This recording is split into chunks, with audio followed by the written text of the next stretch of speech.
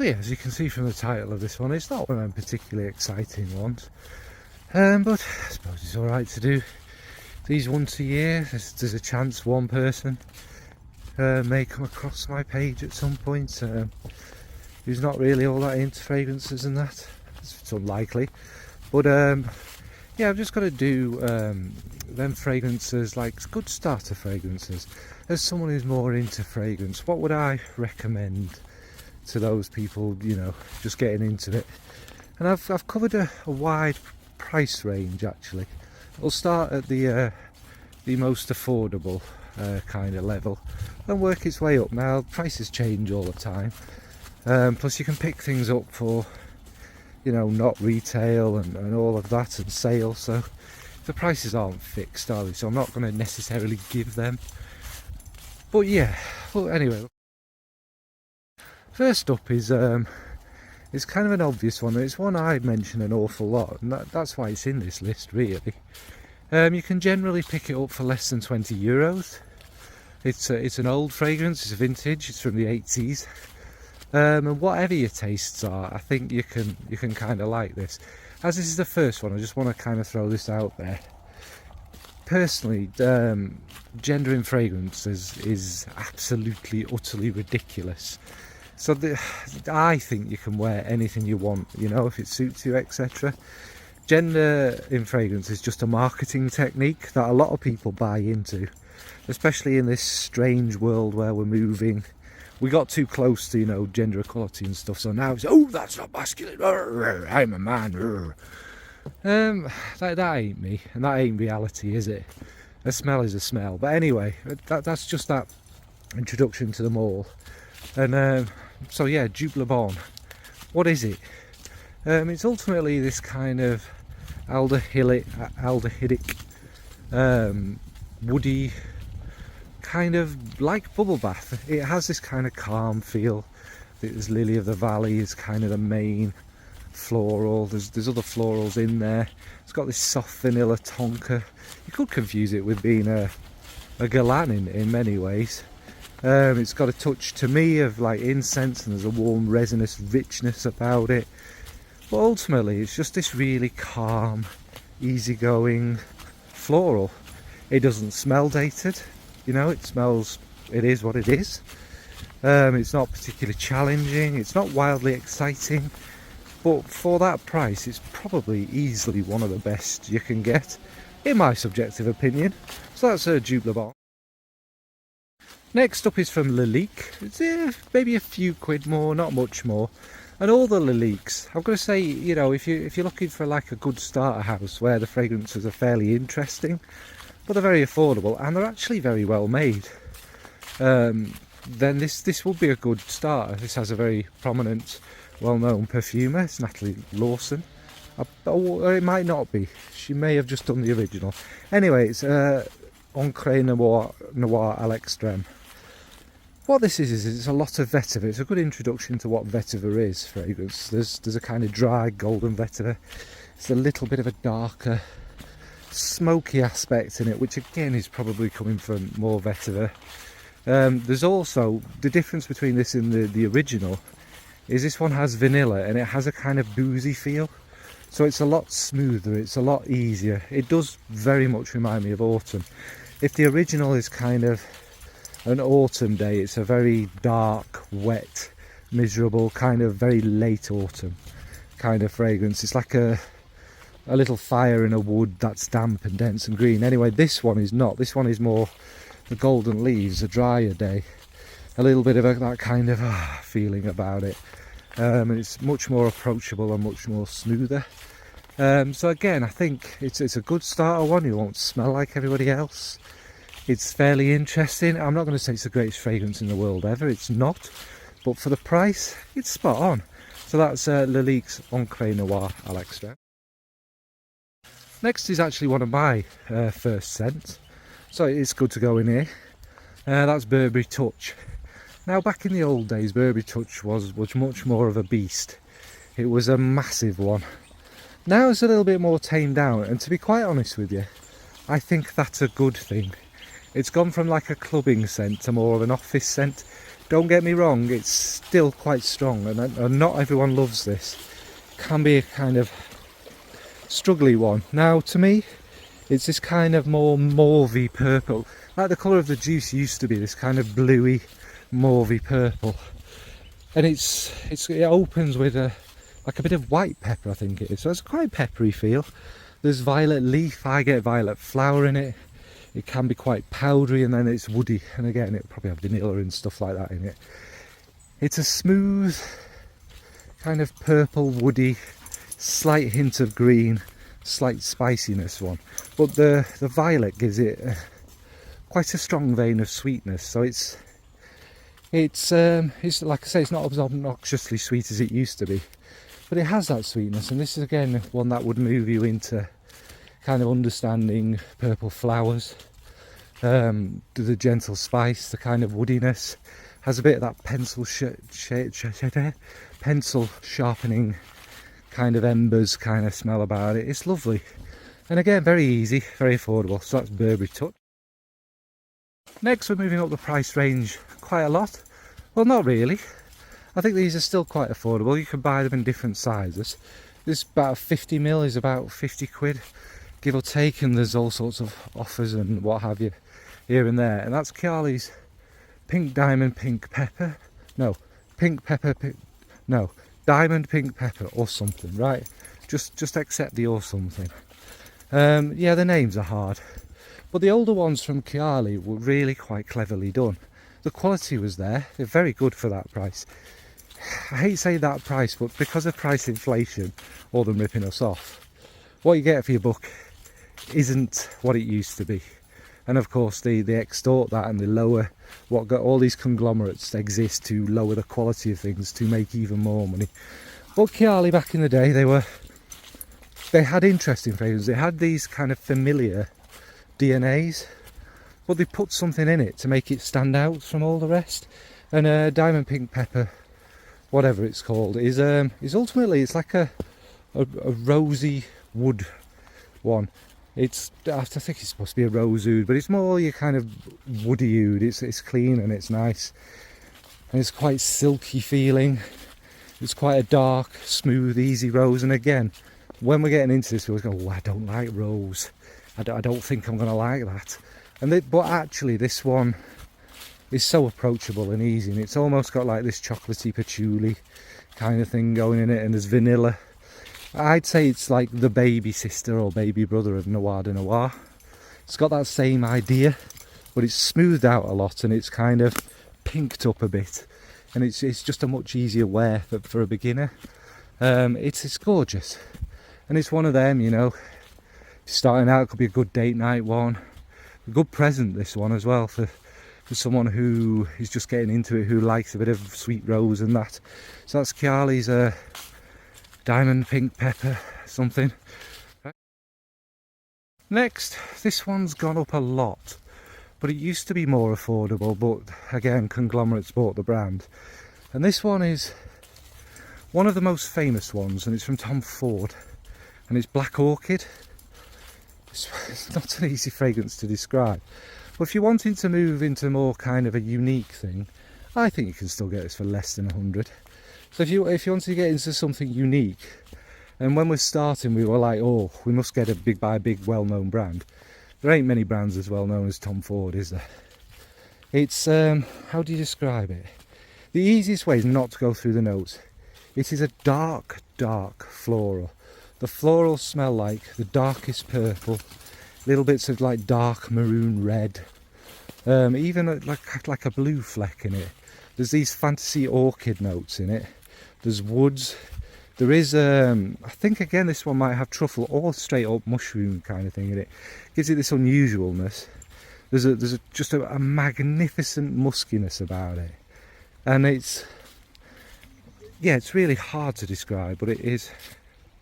So yeah, I don't know what I was saying there, but it's a good affordable fragrance, and it's something different.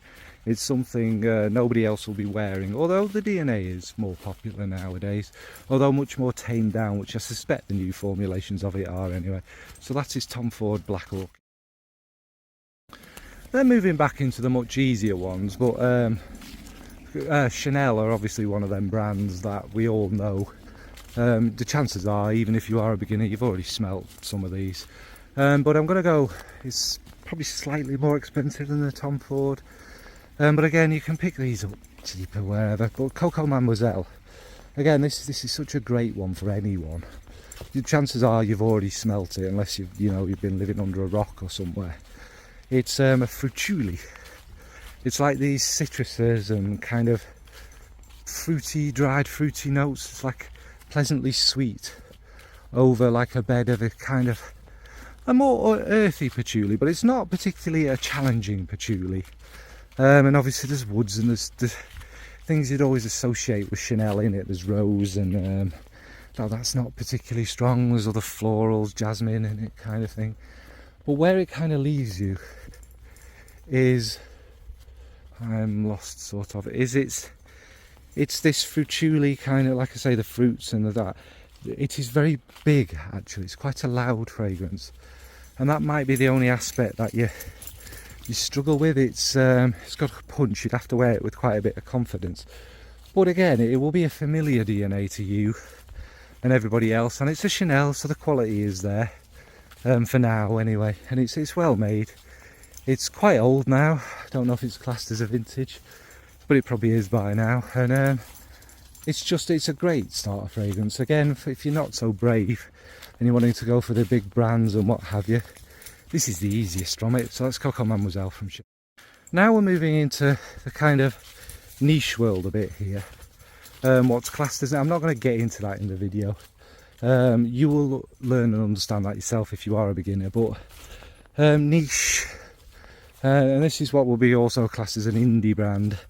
But it's something different. This is something not a lot of people will be wearing or will have ever heard of. But that never let that think that reduces the quality or how good it is or anything like that. It just means it's basically a brand starting off. And they have a lot more artistic freedom. Their thing for them is not the bottom line. They're not necessarily starting out to make loads of money. They want to create things that they love, etc. So anyway, it's from Olfactive O, and it's Gourmand. I've probably gone for the easiest, the most likeable, the kind of, I would imagine, their best seller. And what this is it's a Gourmand is like an edible kind of fragrance. I feel like I'm patronising saying all this stuff, but it's like this dark juicy fig, and it is like a dark juicy fig as opposed to the weird creamy ones you seem to get in fragrance, mixed with there's kind of like a boozy element in there. I think it might be rum, no, it is rum. It was brandy original, yeah, it's rum. And there's a kind of vanilla in there. There's this dusty cocoa-y feel as well. It's like an adult, to me it's like an adult boozy party, with expensive little picky treats that you pick up, proper chocolate, not any vile disgusting stuff like Cadbury's or anything like that. And it's sophisticated, it's, like I said, boozy. It's got that kind of edible feel about it. It's really enjoyable and just a really easy wear. And as this is kind of showing you what not your designer high street things can smell like, and it's very well made. It's actually interesting and stuff, and I like it. So that's Gourmand from Olfactive. Now all the indies are together, but they all suit different purposes. The Olfactive O is more on the easy, mass appealing side. That doesn't mean that they're not interesting, but they lean more that way. Now we're going for something completely different, something that you may consider challenging yourself. And again, this is less than £100, same as Olfactive O. It's not expensive. You get like a 35ml bottle, obviously for 100 it's more. But it's called Blackstrap Baity. Now wherever we are in the world, we'll be familiar with molasses or treacle and coffee. And what this one is it's them two mixed together. It's got the bitterness of the coffee with that rich kind of burnt, slight bitterness, but sweet molasses. There's other stuff in it. I think there's lavender in it. Something to give it a little bit of a fresh pop. There's probably New Zealand equivalents in it because this brand is based in New Zealand. And to us who live in Europe or elsewhere, they can be quite unusual. There's a gorgeous muskiness about it, and it's just this dark, sweet, almost vampy kind of fragrance. Because again, molasses is so black and so alluring and so charming that it's absolutely fantastic. Love it. So that's Blackstrap Betty from One Way Bridge. Next is, well, the last of the kind of easy indie ones is from a house called April Aromatics. Now this might be that you're into perfume, but you don't want to go too far, you don't want to go too challenging. You perhaps fancy the more natural of things. And these fragrances are natural fragrances. By natural, it means it's mainly got natural ingredients and accords in it. But it isn't all natural. Don't ever get excited. There has to be synthetic notes in everything, because otherwise it wouldn't be a perfume. It will be an essential oil then. And you know, all sorts of. I'm not a scientist. I imagine it has stabilizers thing in it to make it work, things to, you know, and all that jazz. But the fragrance I've gone for from April Aromatics is Wild Summer Crush. Because again, this is the by far the most mass appealing, I think, and easiest, but my God, I love it. You won't know if you are that first person. I'm not someone who gets on with citrus or fresher fragrances generally, but this one is this big, dark, red grapefruit. So it's got a bit of the sweetness in there, but it's got that freshness, that kind of zesty. There's resins in it as well, which gives it this base to cling to, and it makes it quite warm and smell quite complex. I think there's vanilla and there's an awful lot of other stuff in it. There will be florals and things like that, but to me it's like a sunset sky. You know, it's just tinted that dark crimsony orange, and that's what it smells like. And it's not just fresh and what have you. It's got a warmth to it because of the resins and the other notes in it. It's just this warmth, lasting but fresh, likeable, lovable fragrance. And it just seems to, like most citruses, that sweetness lingers through it. It's very nice. So that is Wild Summer Crush from April Aromatics. Now, just because you're starting out doesn't mean that you don't have a few quid to throw around, and that's perfectly possible. And these are kind of more niche, a couple of them. First up is Angel Share from a house called Kilian. Now Kilian is what I call designer niche. They used to have a lot more interesting ones, but they were all kind of on the safe side. Just very beautiful. French perfumery at its best. And they smelt magnificent. Can't say the same nowadays, but Estee Lauder again. Angel Share was kind of this one. The last great, I think, from them. Now Angel Share is nothing extraordinary. It's nothing you've not smelt before. But there's something about it. It's this boozy, woody, it's brandy. It starts off, I wish the start would last longer. That's my first complaint about it. Starts off juicily fruity, like a proper fruity brandy. It's lovely. But then the spices and the woods kind of come in. People often call this a cinnamon bomb. Not to me. There's cinnamon there, which gives it more of that kind of atmosphere. But then it's mainly about the woods, but like booze-soaked woods. You know, like you've dipped a plank of wood into a barrel. Oh, to be fair, it's what the barrel would smell like. You know, why complicate it with the brandy? And it's really nice. It's really elegant. It's a really easy wear, and there might be like a tonkery feel, which gives it this kind of almost creamy nuttiness with the woods to me. And what it is it's something you must have smelled before. It might take you to Christmas and stuff like that. Not quite me, but it's just really elegant and really easy to wear. It is very expensive now. It used to be slightly less expensive, but not anymore. But if you're wanting to delve into the world of niche and you're not wanting something challenging, something far out, something that's not familiar, then Angel Share is good. And like I say, of all the fragrances I've got, all of them I've been wearing. My love of the older Kilians, there's something about this fragrance that you think all them things, but you just go, God, this is good. It's not for everyone. I know some people who do thoroughly dislike it, but I like it. That's Angel Shares from. Now finally, I've gone for the House of Amouage.